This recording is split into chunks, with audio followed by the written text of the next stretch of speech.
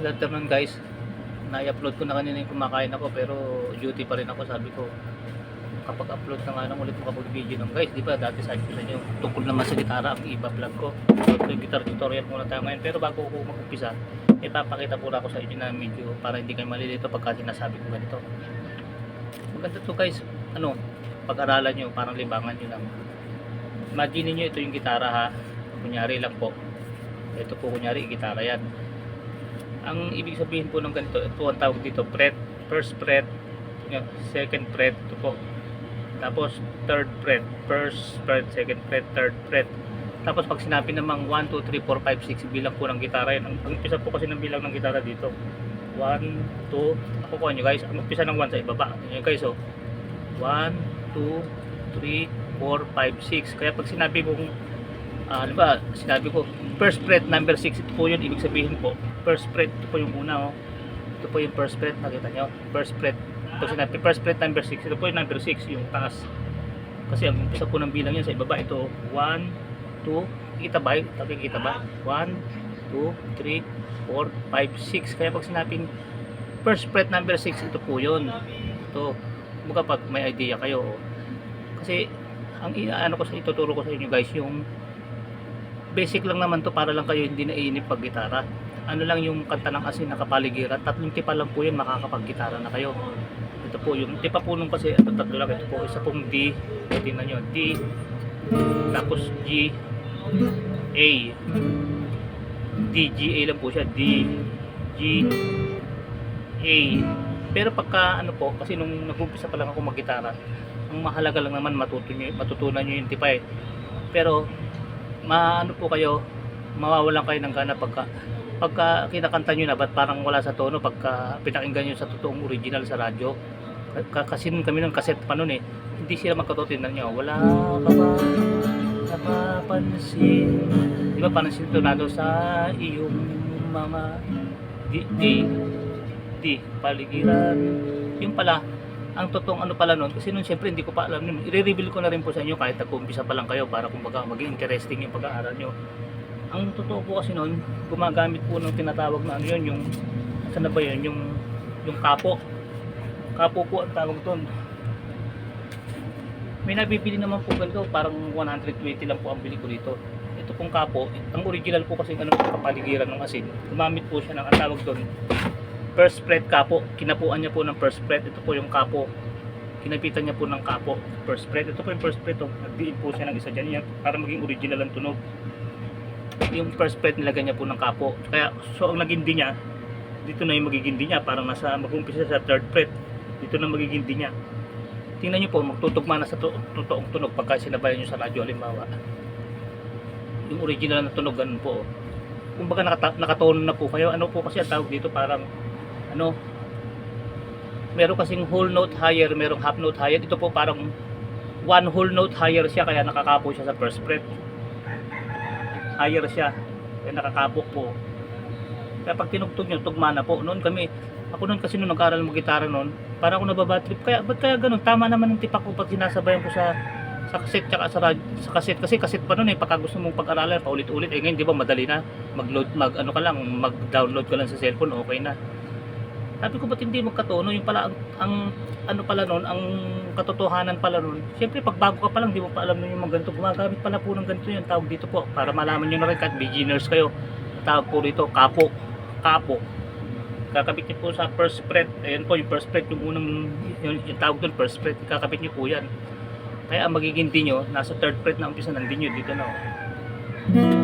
Ang D po kasi, sige para maintindihan nyo po, at tanggalin ko muna itong kapo ha, para maintindihan nyo.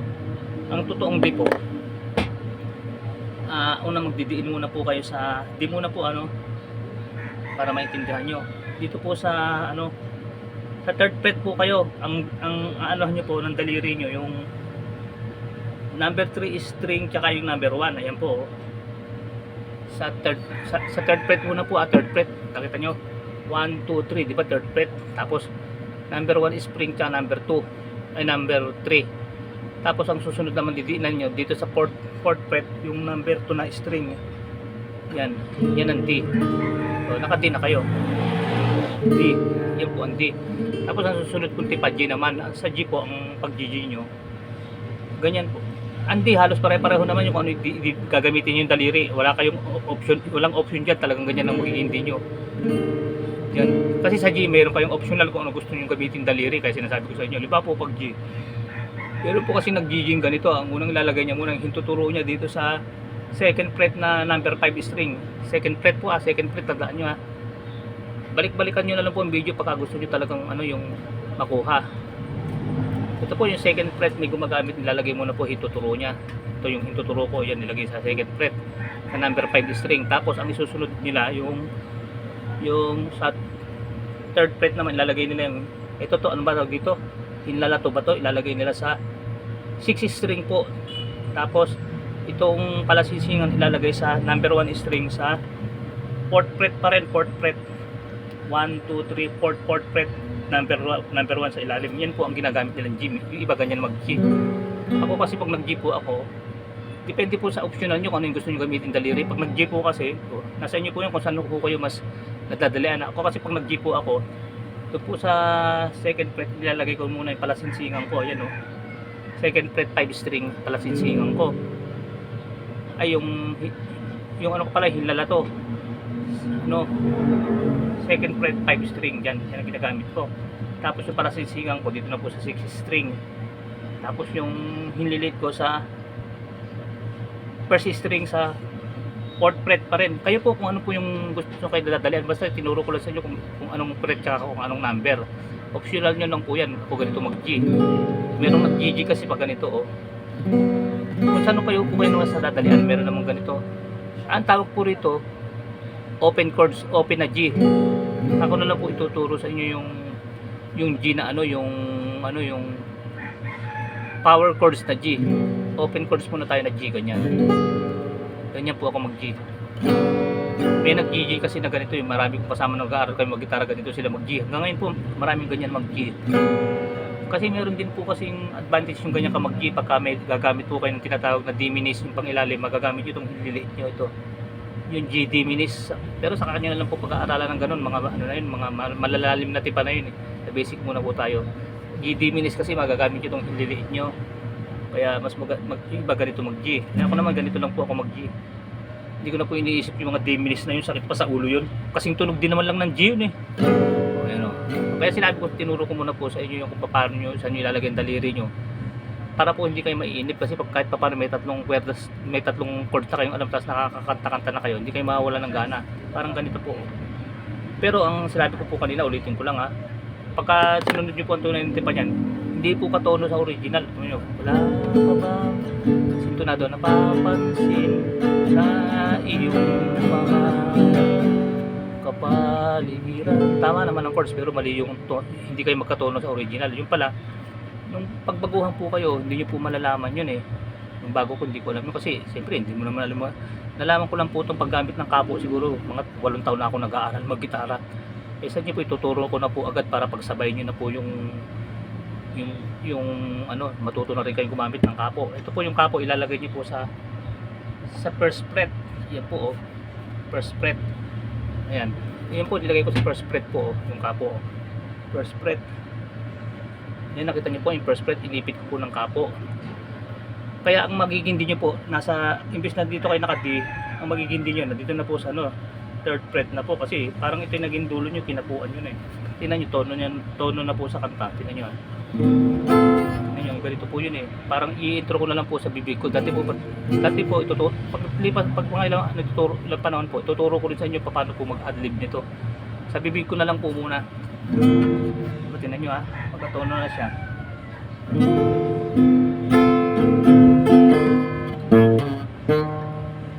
Ay, ito ayan. Third fret na po ang D nyo dito na po sa third fret 1, 2, 3 yan, third fret na. Ang tunay na D kasi nasa second fret kayo since naglagay kayo ng kapo, mag-uusog din kayo ng isa, kaya magiging third fret na po ang D nyo.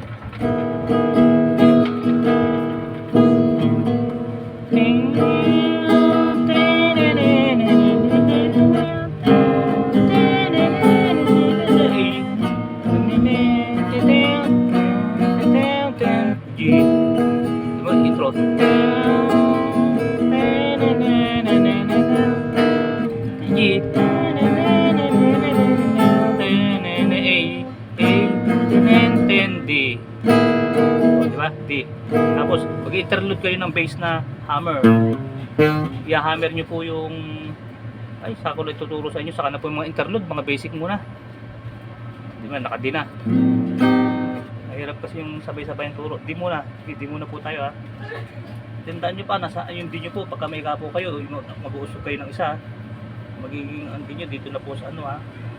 Kasi usually pag wala kayong kapo, ang di nyo dito sa second fret. Since naglagay kayo ng kapo, third fret na po ang di nyo ha. Third fret na yung D. Tingnan nyo, nakatono na po kahit pakinggan nyo po sa cassette. G, tapos sa yung A, papaligidi, down, interlude po yun, saka ko lang ituturo sa inyo. Ay rumi ng hangin, G, sila N-A, ang mga ilog natin, G, yan po, ganun po. D-G-A, D-G-A. At least meron, ano lang muna po to para meron lang kayong nakakanta-kanta pagka ano, hindi kayo maboboring. Kasi ang hirap kasi nag-aaral ka ng gitara, hindi mo man lang makanta, mawalan kayo ng gana eh. Ito at least meron kayo na-i-islam mapapractice ang daliri nyo. Tatlong chords lang. Tingnan nyo oh. D, tapos G, A. Siyempre bago ko muna ituro sa inyo yung chords, paano kantahin, tinuro ko muna sa inyo kung saan nyo ilalagay yung daliri nyo, di ba? O yun di, tinuro ko sa inyo, di ba? Third string sa second fret, tapos first string, second fret, tapos second string sa third fret, yun di. O, di ba? Yan ang umpisa ng D. Pero since nagkapo kayo, siyempre iusog nyo na rito. Yan na yung magiging D nyo pag nakakapo kayo. Kasi para maging original ang tono, ito kapo. Ang tawag po rito guys, kapo ha. Pag kinanta nyo yung kapaligiran, ilalagay nyo sa first fret to at tandaan nyo. Ang paglalagay po nito, ganun na iipitin nyo sa first fret, first fret po yan 1, mula po dun sa dulo, yung una pong space na ganyan, first fret ang tawag yan, first fret, dyan nyo po ilalagay ang kapo. Ayan ayan. Tapos yung D nyo, magiging ano na, imbis na dito kayo nakadi kanina, pagka sa original, pag wala kasing kapo ang D nyo, hirap ng ano, wala nagka-camera. Gusto ko maituro sa inyo na maayos eh. Kasi maganda po ito pag nag-uumpisa, may trail po ito yung nag-uumpisa kayo mag-gitara. D, dito po hindi nyo pag wala pang kapo. Siyempre pag may kapo na, iusog nyo na po ng isa. Dito na po, yung kumbaga sa ano, iusog nyo ng third fret, yung D nyo. Pero ganun pa rin ang sistema. Parang, tingnan nyo, nakaganon pa rin po kayo. Iusog nyo lang, para tumugma na sa ano, kumbaga hindi na kayo magsisitonado, maririnig nyo po sa original niya pagka gusto nyo sabayan. Wala ka bang napapansin sa iyong paligidi? Tapos town kay dumi na ng haji sa'yo, pati na ang mga ilog natin. Sa kanan lang po susunod nyo kasi gagamit kayo ng B minor doon. Hindi naman medyo mahirap po ito sa kanan to. Doon muna kayo sa tatlong chords, wala muna B minor. Pag kabisado nyo na yun, saka kung ano sa inyo yung ganun, yung medyo mahirap. Basta mahalaga meron kayo na i-isram na ganun kayo. So guys, yun lang, pag-aralan nyo yan. Basta yung tinuro ko po sa inyo ha, yung ano po, first fret, second fret, third fret, 1, first fret, second fret, third fret, 1, 2, 3, 4, 5, 6. Yung 6 po yung kataas-taasan, yung bass. Kaya pag sinabing first fret, dito po yan, third string, first fret, 6 string, ito po yun, yung natataas na first fret. Ito po yun pag sinabi, pag may nagtuturo sa inyo, para naiintindihan nyo pag may nagtuturo sa inyo pag sinabi first fret, tapos 6 string, doon nyo po iaan yung daliri nyo, diba?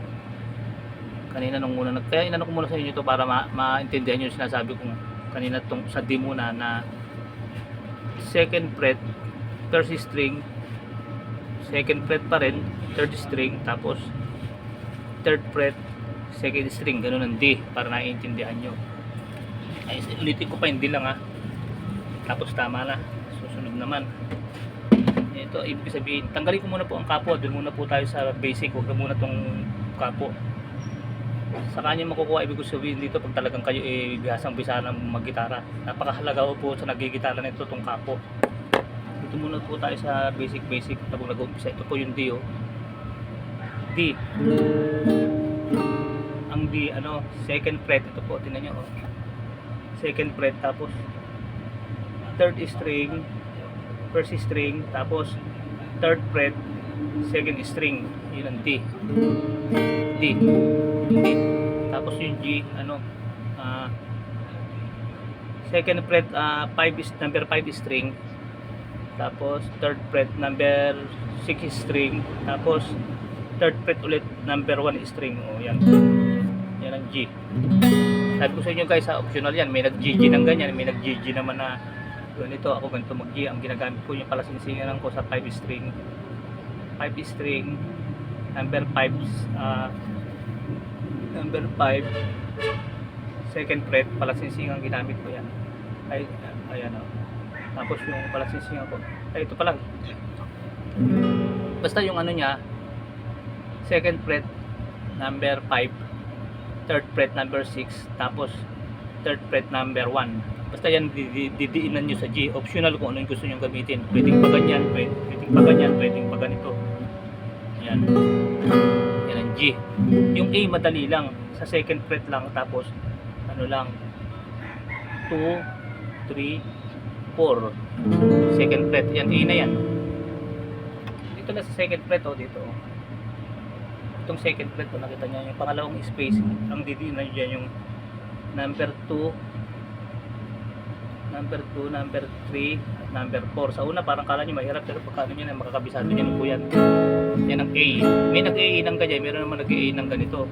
Unang ginagamit nila yung iniliit nila, number 2, tapos palasinsingan, number 3, number 4, hinlalato. May nag-A ng ganyan, ayan o. Yung nagagamit nila yung iniliit nila, may nag-A ng ganyan, may naman nag-A ng ganito.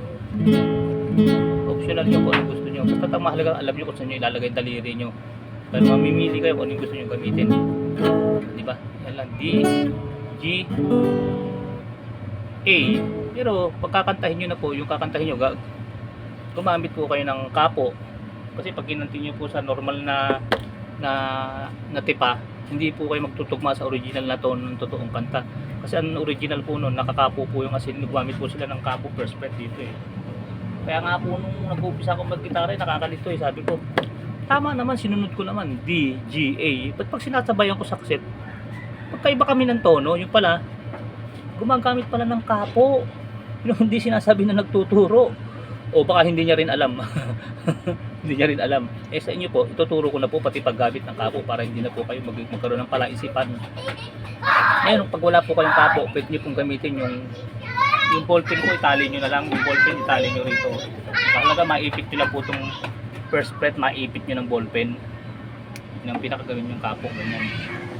Tapos, pag kinanta nyo na po, magtutugmaan nyo na yun. Pag dito na kayo nag-D sa third fret, umpisa na kayo mag-D dito na po sa third fret. Oh. Kasi may kapo na. Kasi automatic iusog nyo na yun dahil nakakapo kayo, umusog kayo ng isa. Kasi ang kapo po, parang umusog kayo ng isa yan eh.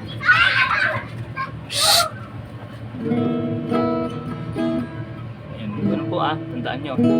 O, sige po guys, hanggang dito na lang. Kuya Raymond Vlog, medyo ang gugulo ng mga bata na naman, mga nag-iingay na naman, hindi nyo maintindihan. Gaya po ng dati, keep safe, keep healthy, always trust God. Maraming salamat po sa Diyos. Maraming salamat po sa nag-watch. Ayan yung, may tuturo pa po ako ibang kanta sa inyo ng mga 3 lang ang tipa para, kaya kahit 2 lang para makapag-practice nyo yung kamay nyo ng kagaganon. Sige po guys, hanggang dito na lang. Thank you for watching.